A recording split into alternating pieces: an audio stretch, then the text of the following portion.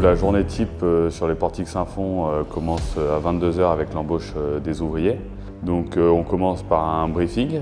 L'idée c'est de faire un rappel sur les événements de la veille et ensuite on déroule sur un point sur la sécurité et ensuite Malé, le chef de chantier, enchaîne sur le programme de la nuit. L'objectif de l'opération est le remplacement de portiques caténaires sur un linéaire de 3 km.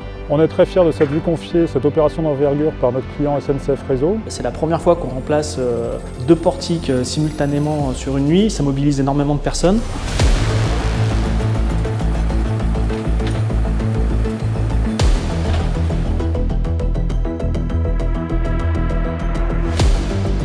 Les machines mises en place sous le portique qui commencent par décrocher la caténaire.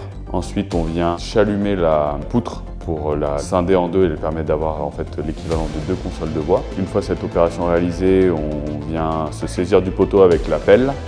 On chalume le pied du poteau. On remplace les anciens poteaux par des poteaux platines, donc sur des scellements qui ont été au préalable réalisés.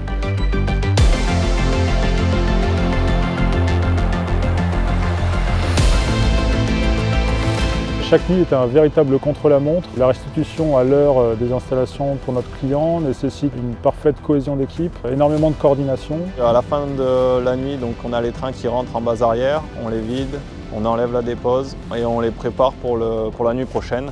On mâche le travail entre guillemets des équipes de nuit, on essaye de leur faire gagner un maximum de temps.